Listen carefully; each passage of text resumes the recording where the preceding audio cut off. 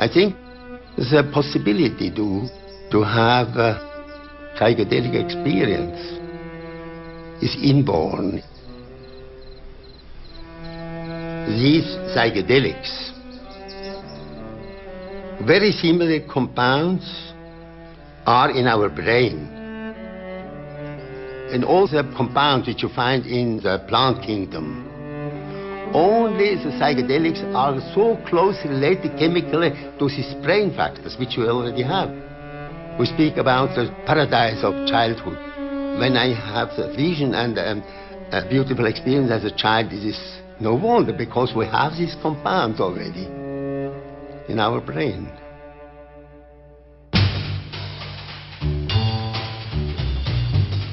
In the 1940s, Dr. Albert Hofmann discovered a substance that had a profound influence on the way science viewed the human mind. D-lysergic acid diethylamide, or LSD.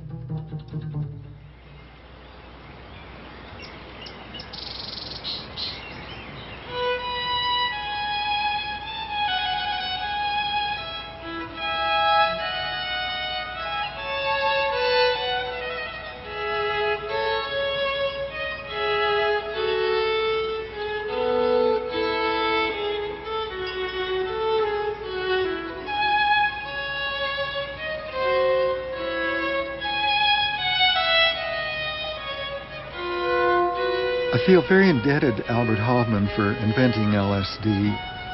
After my first LSD experience, I claim that this was the greatest discovery that man had ever made. Because after all, the human mind is the most important attribute we have. And this lets us understand our mind and the enormous potential of mind. Albert told us about his youth and how he used to love to go out into the forest and feel the wonder and the beauty and the light. He actually sensed a light in the forest, and he felt exalted. I was walking in a beautiful May morning. Suddenly, I stopped and I had the feeling everything had changed. The wood was beautiful, beautiful green, and I had the feeling that I saw now the wood as it really is. And I had the feeling I would be included by it. I had a feeling of happiness I had never had before. And this gave me the security that if you have open eyes, you may see the world in a different way. I mean, you see it as it really is. Wonderful.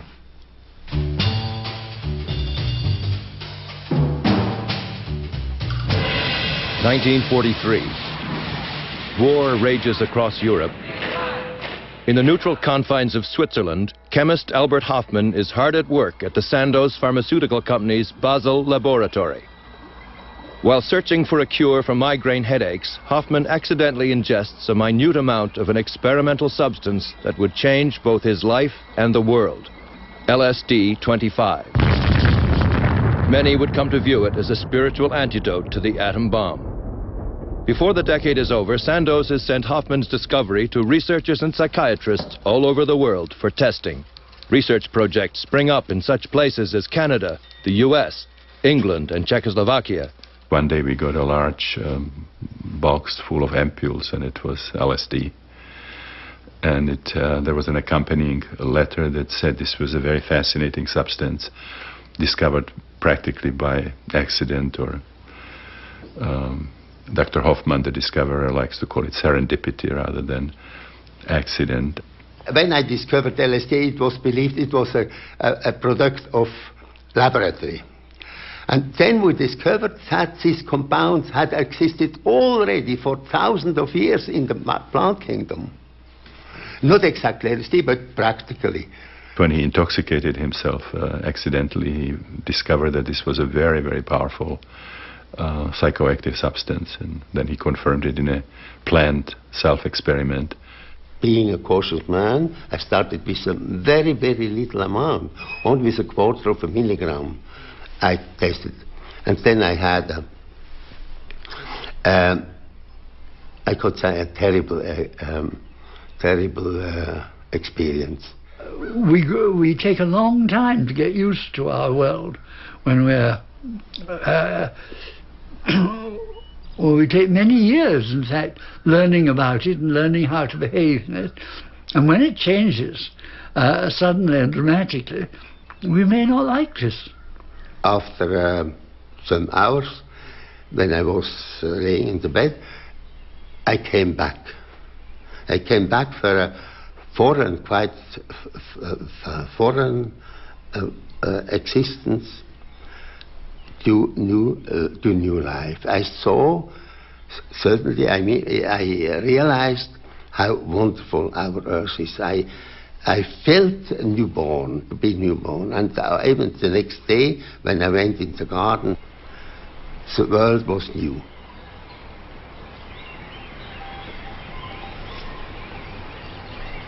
Just what is LSD and what does it do?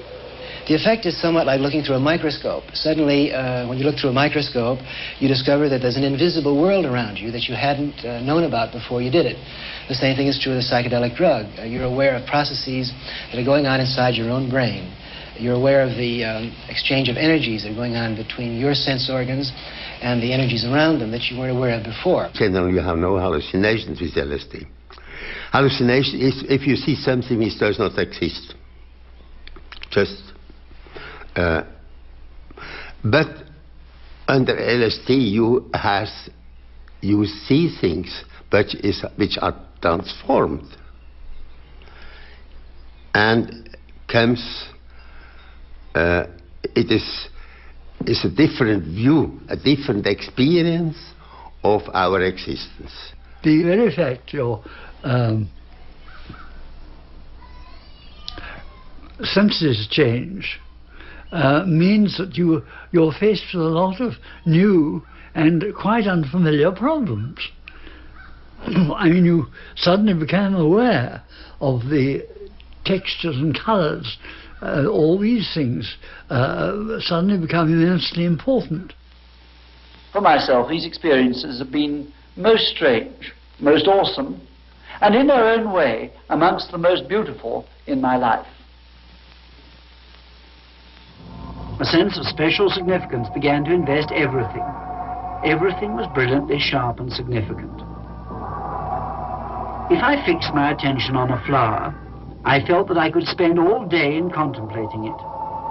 Phrases such as, "I've seen with the eye of the world," "the eye of the newborn and the new dead," sprang to my tongue, apparently without construction. A plain wooden chair was invested with a chairiness no chair had ever for me before.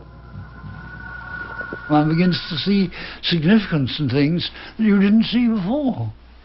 Many people become aware of a quite different world.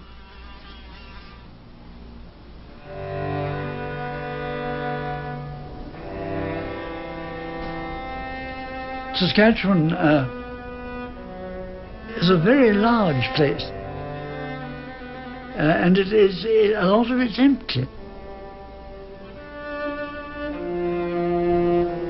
I spent many years in Saskatchewan, which I'm in an ambivalent way very fond.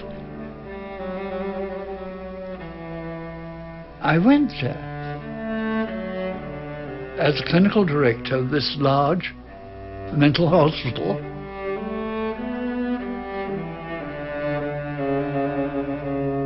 I enjoyed the distant days in Saskatchewan.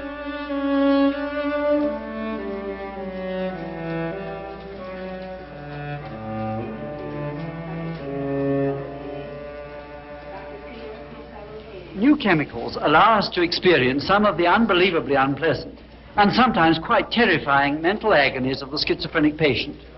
To some extent, to put ourselves in his shoes for a few hours. These people have terrible experiences. That's why they're so tense. We know that seemingly small errors made in caring for them will cause that tension to rise. It was a bad hospital. And every time you went there, you were surrounded by people who were yelling and shouting and gesticulating and making all sorts of noise. And they were very sick, unhappy people. On the grounds at night, there was always shrieking and crying and screaming. You could hear it all over the place. Terrible place. It really was. We found ourselves landed with this decrepit hospital and a demoralized staff. As it turned out, they were a lot better than many people believed. They were decent and humane prairie people, and they did a very good job. Dr. Abraham Hoffer, biochemist and psychiatrist, heads our research team at the University Hospital in Saskatoon. Abe and I met because of my interest, what became his interest in schizophrenia. He was an admirable chap to work with. He's a prairie born, and the other very important point was there were a lot of things that he was tremendously helpful to me, because my old predecessor would say, he said, you don't understand the Canadians of the prairies. My having got Abe as a reference point, I was able to prove many astounding refutations of this. And you could produce them on the hoof, as it were. I've always given Humphrey credit for the immense contribution he made. He was the single most important catalyst. Had he not come to Saskatchewan when he did, I doubt I would have gone into this field at all. And my guess is that I would have become a straightforward, standard, conservative, orthodox psychiatrist. We are able to hold our world constant. For the schizophrenic person, this constancy breaks down, or begins to break down, which is worse because of the uncertainty. We've conducted hundreds of experiments using different substances to produce schizophrenic-like symptoms in ourselves. I put myself through more than 15 experiments using everything from ololuqui to adrenalutin. Once we began getting a little more money, we didn't get much more money, but a little more money, and the conditions really improved quite a lot. Tommy Douglas, he was a man of tremendous vision. It made sense to him to say that schizophrenia keeps a lot of people tied up for years and years, and nobody knows what causes it, and nobody knows how to cure it, and maybe there's a better way to go about it. And so they set up a project, and I was caught in the project. It was great. So we had everything going for us at that time. It was a series of coincidences that probably could not happen again.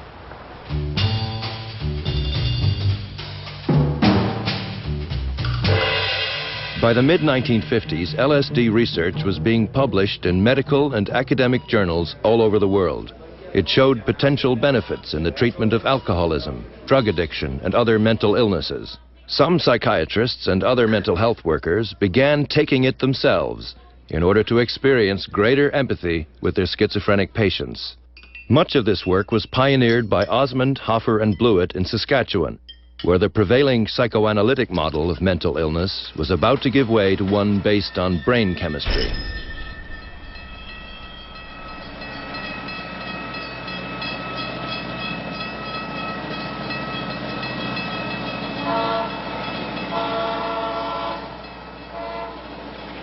Dr. Humphrey Osmond, it was him that first said that when you're working with LSD, you have to start with yourself.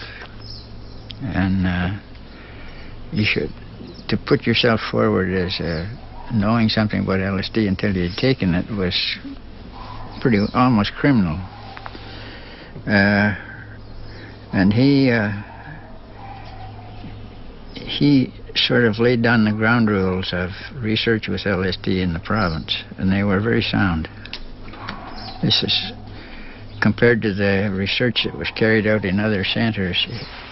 This Saskatchewan was miles ahead of the pack. In Saskatchewan, and cooperating with scientists all over the world, we've been working to prove a theory we think is sound. We decided to use these drugs to see if we could get inside the skin of a schizophrenic patient, to see if this might give us a clue as to how we might better treat them. I was simply interested in seeing what this was the experience our patients had, what it was like. And it was a great surprise to me. LSD really changed our thinking. And it had the following major changes, that once we had taken the LSD, we became much more aware of what was happening to the schizophrenic patient. And it also had the effect of taking the patient's accounts of their experience very seriously, which you don't necessarily do if you hear them every day and they're always much the same. You don't really think about what's it like for that particular person. Dr. Hoffer, you've used it in treating alcoholism. Why do you use it for that purpose? In my opinion, Mr. Burton, and this is based upon 500 cases that we have treated over the past 8 years, we selected alcoholics because it is often easier to know whether they are improved or not. And many of our people had not responded to the best treatment that we could give them, and they are now sober and good people. We began to use LSD to treat alcoholics. The original idea was to use it as a drug. Give them LSD, give them a terrible time, and hope that they would therefore not want to drink anymore. It didn't work that way at all. Alcoholics tended to be very tolerant of their own shortcomings, and they rather like not to think about this. The great advantage with one of the hallucinogens is that you could make them very well aware of this, and it might alter, sometimes change their behavior. They might see it in a quite different light. They gave the first LSD to the alcoholics, and after they had given it to 5 or 6 or 7, Humphrey says, he said, it's not working. I said, what do you mean? He says, we can't give them this terrible time they're supposed to have. I said, what's happening? He said, it's something different. And he began to describe what was happening. He was describing a psychedelic experience. Under LSD, some of them sometimes would get the idea that perhaps they really were mistreating their own kin. And that is a powerful incentive to do something about it. It's not thought to be a good idea to persecute your own family unless the family like it. And presumably, if they took a dim view of your drinking, they didn't like it. These experiments have helped us to experience something of how these ill people perceive the world, its dimensions of time, space, and color.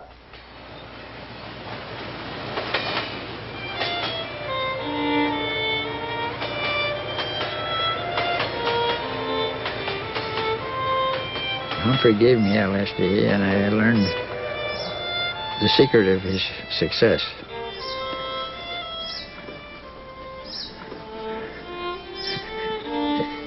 It's all on the inside. It's just looking for you.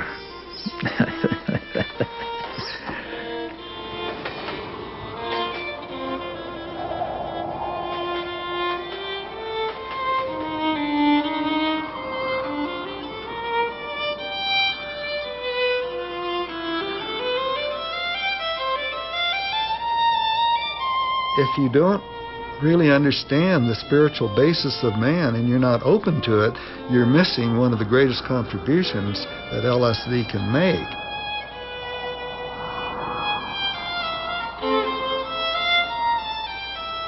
Well, Hubbard came along and demonstrated a whole new way of using it based on spiritual realization.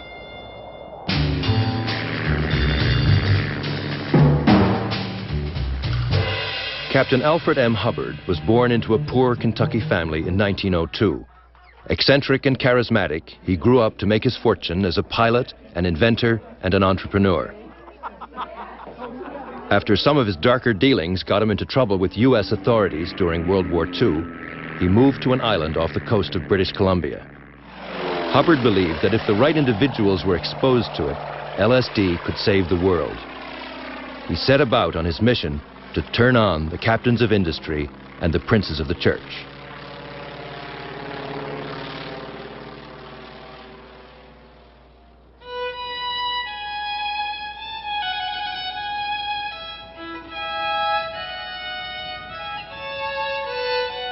In a good LSD experience, what happens that as you resolve your inner conflicts and the loads and the barriers that have developed, and you begin to reach down into the depths of your own being, you see more and more levels of being, more and more levels of understanding. Often we like to blame our feelings on other people and what they're doing to us. But if I feel it, it's my feeling, and I have produced it, and I'm the only one that can resolve it. And fortunately, these substances allow you to see and recognize this and resolve it.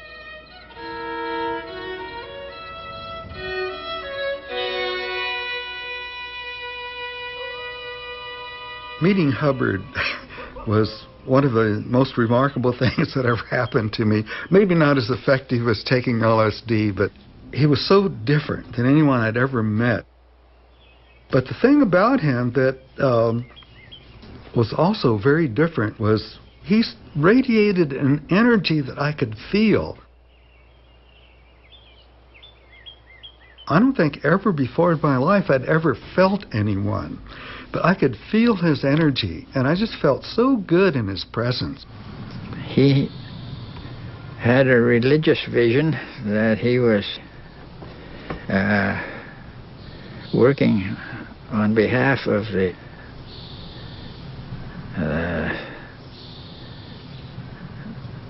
Virgin Mother and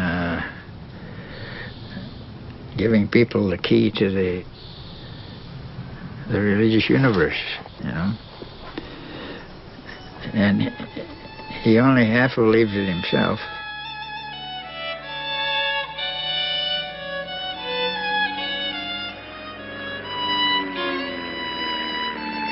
But he was the most unlikely man to be on a religious mission that you could possibly imagine. He has a lot of tricks up his sleeve. He gave me a little methadone, which is a nice euphoria. So it left me with very good feelings about Al Hubbard, and I was pretty convinced that I needed to go and try LSD with him. So I made a date and went up to Canada. I was just astounded at what I learned, and I felt enormously free from the way I had before. And then I just couldn't get over such a profound learning experience. So naturally I became very enthused about it. I started talking to people about it and encouraging others, and began to wonder how I could get more and more involved. We set up the foundation in Menlo Park, and we had got a lot of help from Al. We formed a corporation. Hoffer and Osmond were on the board of directors. Al was not interested in extremely objective evidence. He was interested in the evidence he liked, which is very human and understandable. He lacked any sort of credence because he didn't have the customary training. And people just sort of poo-pooed him as a wild man, but he was some wild man. I only met him once. It was very amusing. He came for lunch, a very busy man, and he came with some apparatus. The apparatus was to give himself some CO2, I think. And after lunch, he took his dosage of CO2, and then he was happy, and then he left. That's the only time I met him. Very extraordinary type.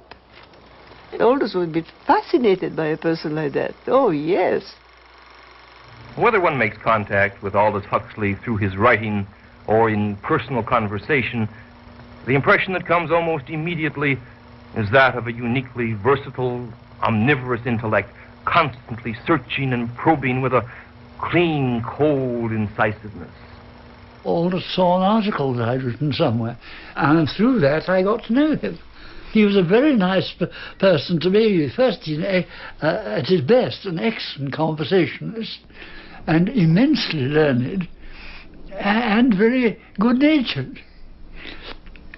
And of course, he was practically no subject. He didn't know a lot more about it than I did, so I was very impressed by this.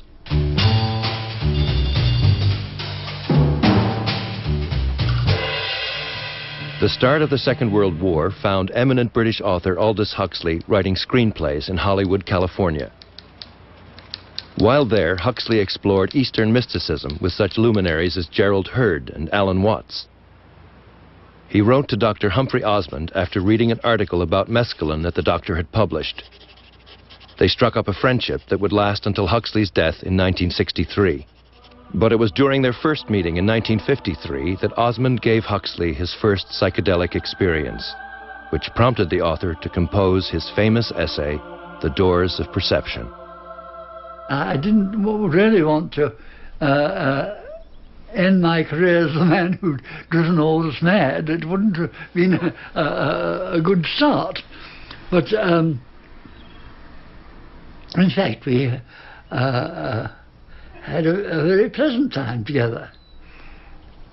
And also, I don't think I made any very great blunders, so that Aldous liked the experience. It interested him, and I think he liked to think that this was contributed something to scientific knowledge too. The point that interests me is that whereas the ordinary everyday experience is of course absolutely essential most of the time, it's not the only possible experience. There are also other types of consciousness, I mean the artist type, the mystic's type and so on, which have empirically an enormous value and may help people to live less self-centered and more charitable lives and more understanding lives. Aldous and I would give this session to a friend or to someone who wanted, and the preparation for session was very, very careful. The day before we didn't do anything, we just fixed the house very quietly. The day of the session there was nothing except that, and even the day after. So there was a 3-day thing because as Aldous wrote in Ireland, the session is a gratuitous grace. It's what you take away from there, a gratuitous grace. Something's given to you for nothing. Not that you merit it. You just are lucky and get it.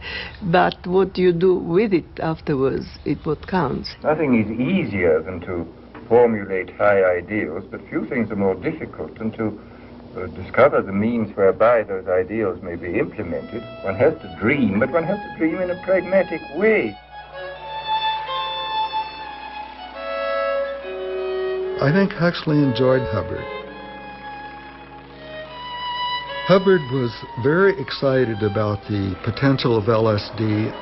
He felt a mission to the world to bring this and have it spread.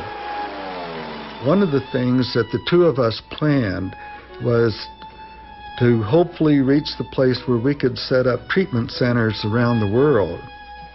Eventually, Al set up a place in Vancouver, which was a place to give people LSD with a proper kind of setting to make people feel at home and encourage them.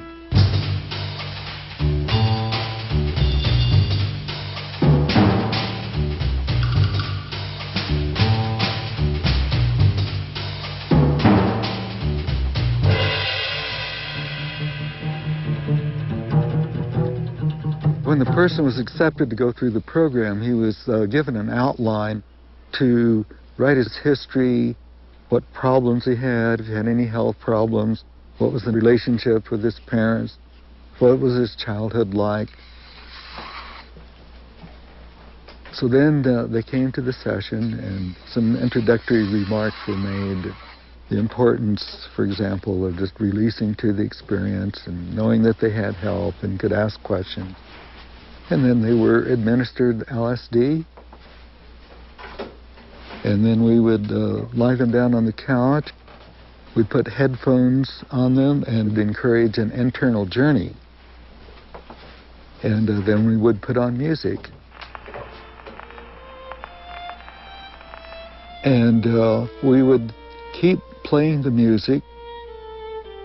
And usually it's been the first 2, 3, maybe even 4 hours there. And that's what we wanted, for them to go deeply into themselves and explore.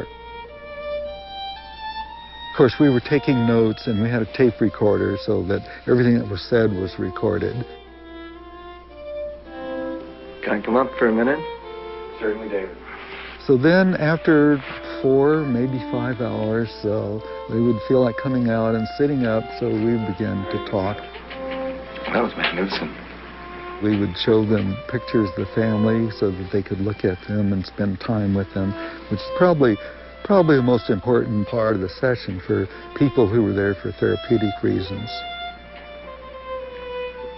Hubbard was very ingenious at working out things that promoted the effectiveness of the LSD experience. One of them he came up with was the strobe, and he found that if the strobe light, if you get it pretty close to the alpha rhythm, produced a very weird effects. It does anyway as a natural strobe. When you combine that with LSD, it's really very remarkable.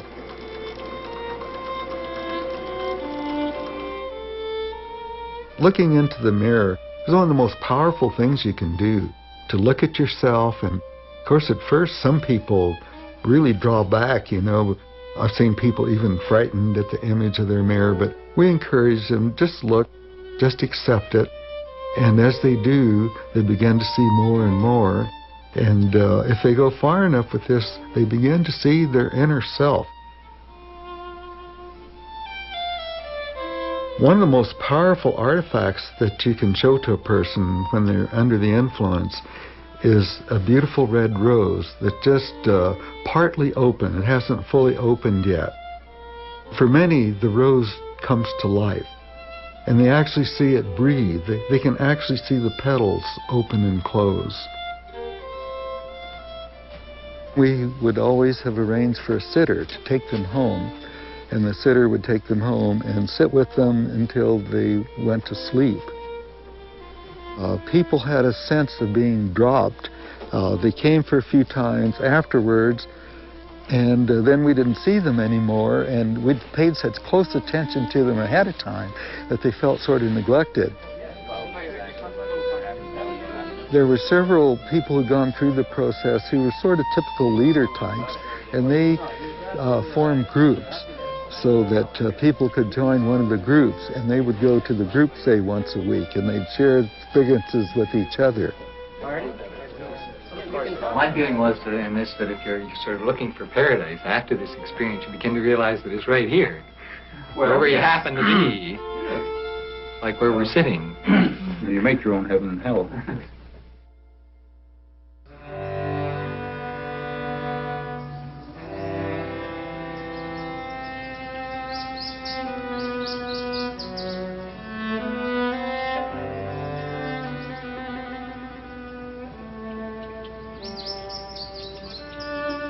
It's very important that one is prepared for the use of psychedelics. It is not just fun, it is a very serious experiment. Psychedelics allow you to do things, but you only do the things that you really want to do. And if it's something that you don't want to do, then stay away from it. It's not for you. So intention is the bottom line. As a matter of fact, I think intention is the bottom line in life anyway, for all of us at any time. When you think about ritual, traditional ritual ceremony, that's just the purpose of intentional use of arranging the set and the setting. It's not that ritual per se has any value, but it has value depending on the intention and the set and the setting that's behind it. Set is what you bring to the experience.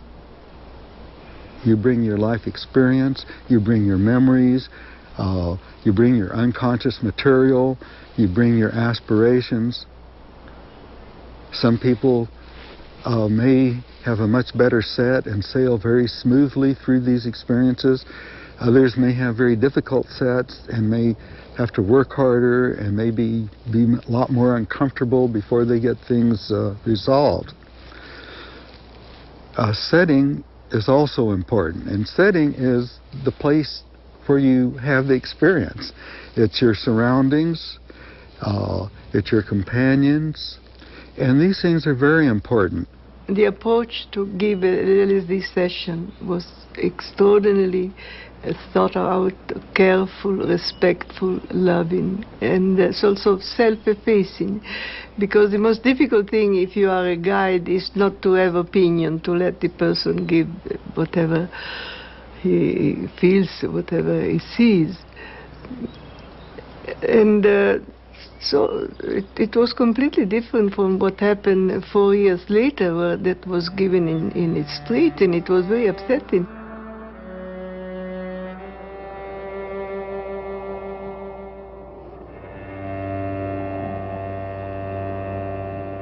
When young people started using it, they'd go to a party or something and they get stoned out of their gourd, and then there was no support system if they freaked out, and they'd end up in a mental ward somewhere and get a shot of niacin or something to pull them down, and that wasn't very effective way of getting them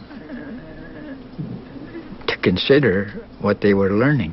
If the setting is threatening and frightening, or if the people involved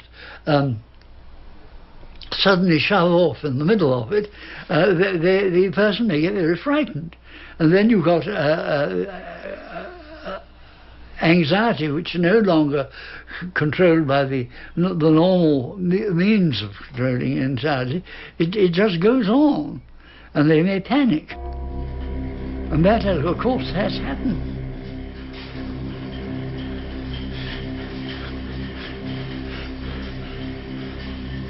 There were places in Canada where they tied people in bed to give them LSD.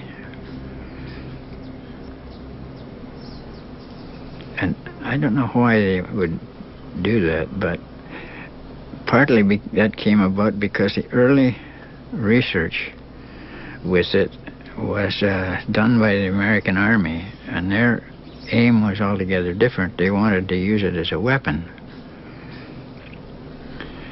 And when you start from the weapons approach,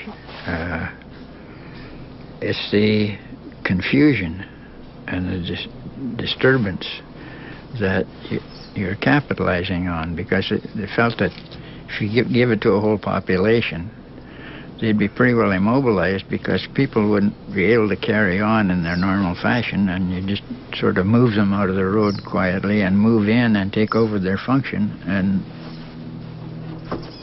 you have a victory with no trouble whatever. That was the theory, but it backfired on the Americans. They found out that when they gave it to the soldiers, the first thing the soldiers wanted to do was quit the army.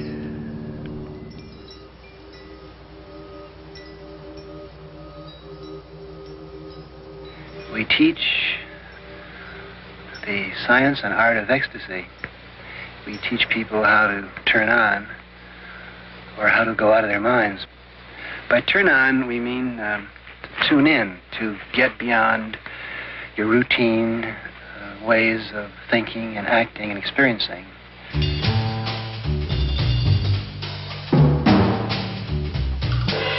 In 1961, two of Harvard University's best and brightest minds discovered psilocybin and LSD. Richard Alpert, who later changed his name to Ram Dass, and Timothy Leary, along with graduate student Ralph Metzner, began doing psychedelic research on a wide scale, conducting projects with religious leaders and prison communities, among others. Harvard's administration eventually grew uncomfortable with the amount of media attention Leary was receiving and canceled the project. Leary, Alpert, and Metzner moved first to Mexico and then to upstate New York to continue working with these substances. We were like middle-class academics, and our role, I think, in retrospect, was to try to find some way that the professional middle-class world of psychologists, psychotherapists, and so forth could accommodate these experiences. And we tried it within the university setting, and it worked for a while, and certain experiments were done, and we carried out the experiments, and we published articles in the journal, and then after a while it was no longer possible to do that there. Then we experimented with other settings. We had this LSD training center in Zihuatanejo in Mexico, where we said, well, let's go into a, where we're freed from the usual constraints, but we still have the structure. We just want to explore these potentials of these in a serious way. It was not just an ongoing drug party, and it was planned. It was attention paid to certain settings and so forth. But then that also proved to be not viable. We didn't have the right political support. It's just a tendency for these substances to become sensationalized. We often say that we're teaching people how to use their head. The point is that in order to use your head, you have to go out of your mind. You have to go out of all of the static, symbolic ways in which you think, experience. Tim Leary, from my perspective, sort of created more problems. I don't think it was he certainly popularized LSD, incited a lot of people to experiment, but he did not really give fair information. He was talking about LSD, as a substance that makes trillions of your cells singing the song of liberation. Didn't tell people about the dangers, that before you go to heaven, you might go to hell. Or if you don't do it right, you might stay there. Mainly, Timothy was a really brilliant entrepreneur of notions. And on that he was at his best, very good. Unfortunately, he didn't necessarily always get very good notions. I have much more respect myself for Ramdas. They were, colleagues, professors at Harvard, but the direction he took towards the spiritual philosophies in India and his sort of following was his, really very serious spiritual practice.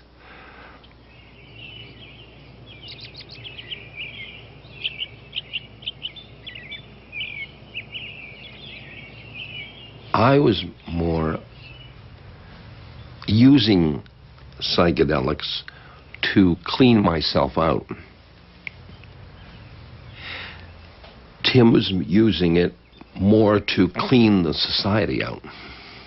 I wasn't born Richard Alpert. I was just born as a human being. And then I learned this whole business of who I am and whether I'm good or bad or achieving or not. All that's learned along the way.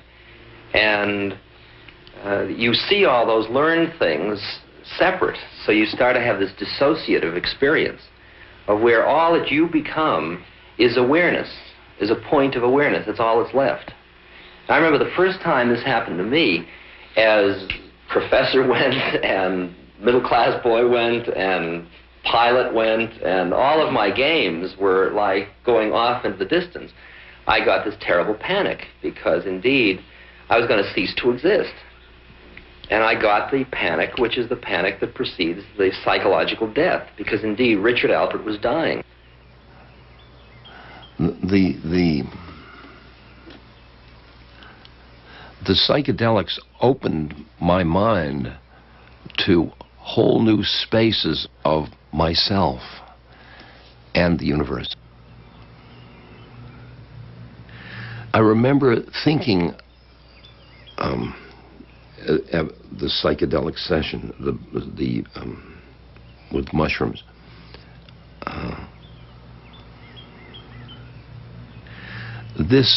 What I'm experiencing now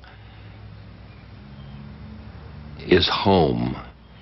It's a side of me that I never experienced through psychology.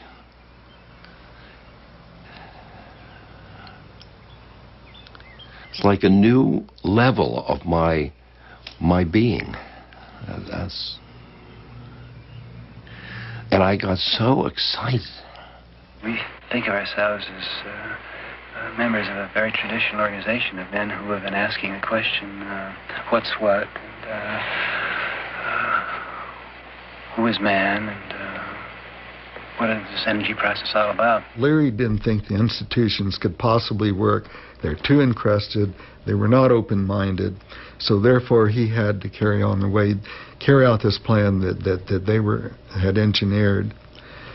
And I said, I don't think you can change except through our institutions.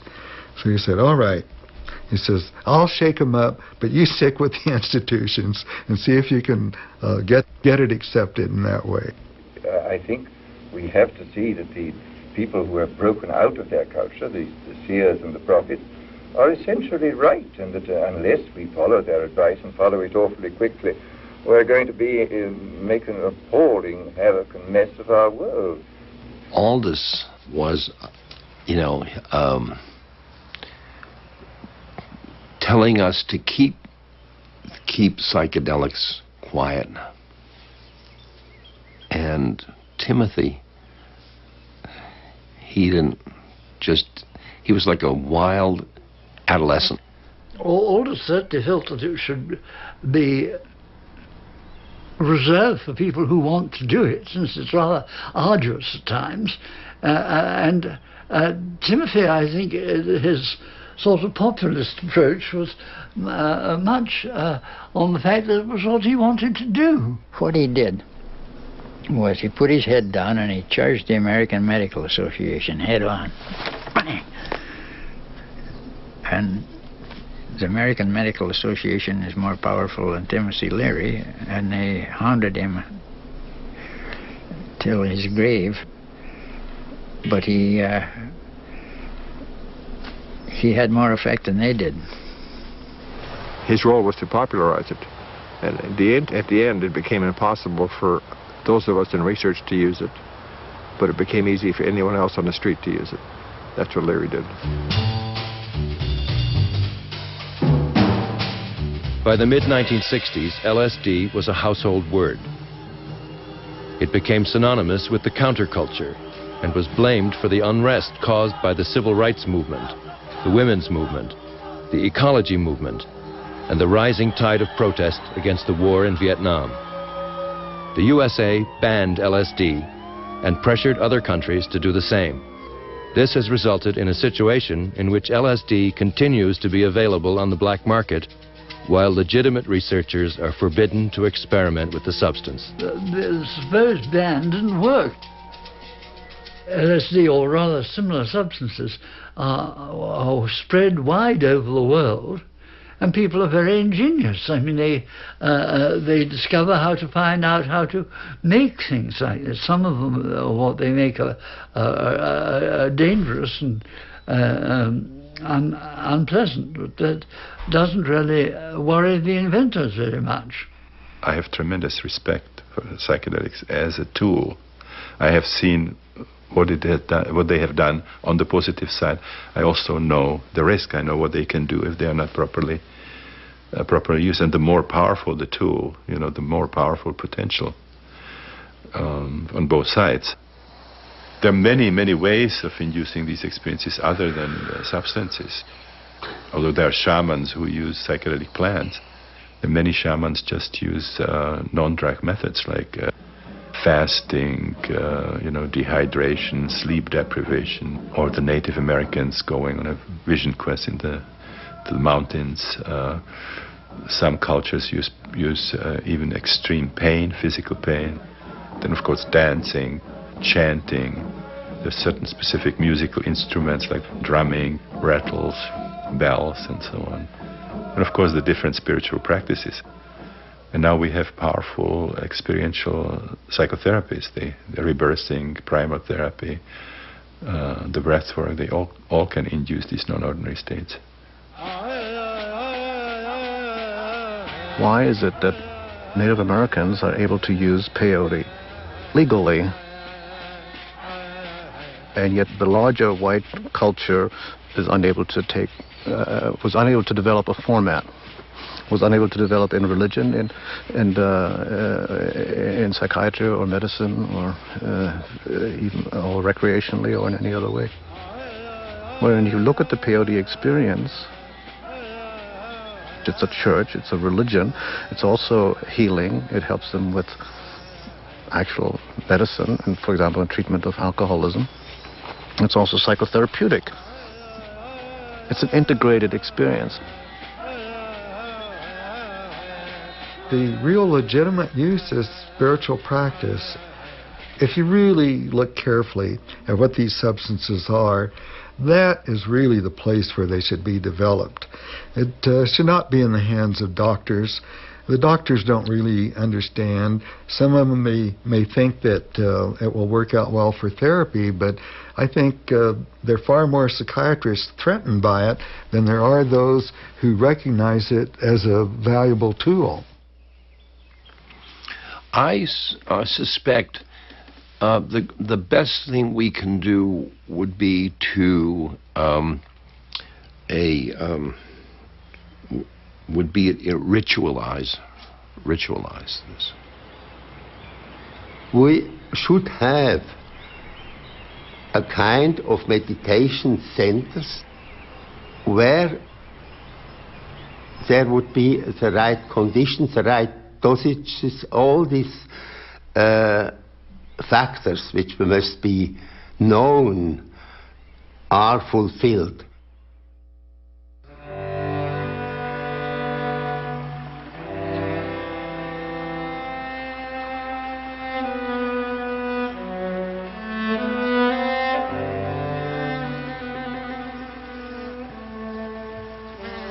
We do want to expand our consciousness. We alter our consciousness all the time. We cycle through waking and dreaming and sleeping. It's natural. Consciousness naturally varies. I mean, I took a consciousness expanding drug this morning. I had a cup of coffee. That was a psychoactive. That got my brain going. Probably most people do that.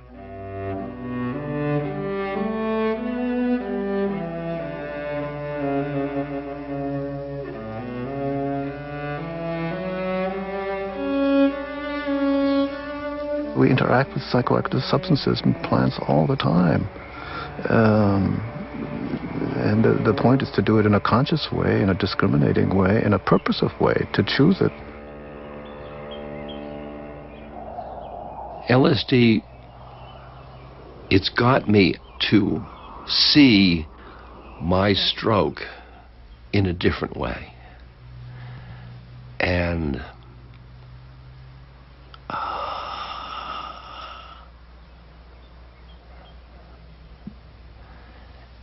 I can be happy with my life.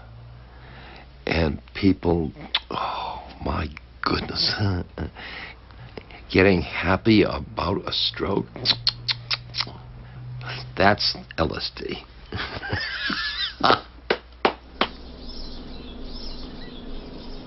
There are still people who are violently opposed to psychedelics. Very few of them have ever tried psychedelics.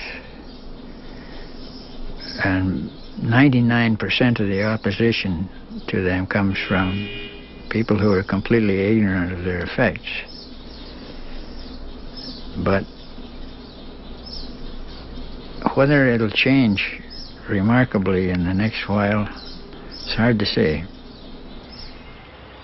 Some things take years and years and years as they finally find the right solution.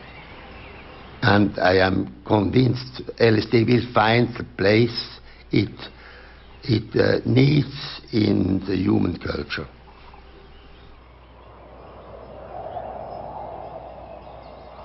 To fall in hell or so angelic you need a pinch of psychedelic. At least that's how I recall it, and I'm not sure it was necessarily that, but that was certainly the gist of it.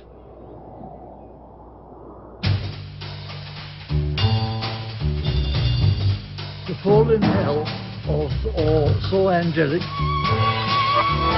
you need a pinch of psychedelic.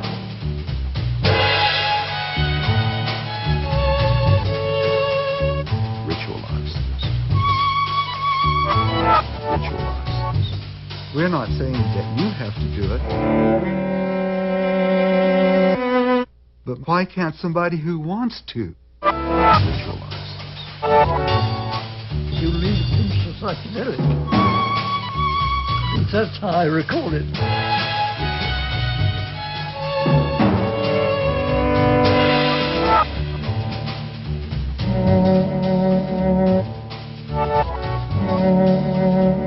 Why can't somebody who wants to? You see it as it really is. Wonderful. That's certainly the gist of it.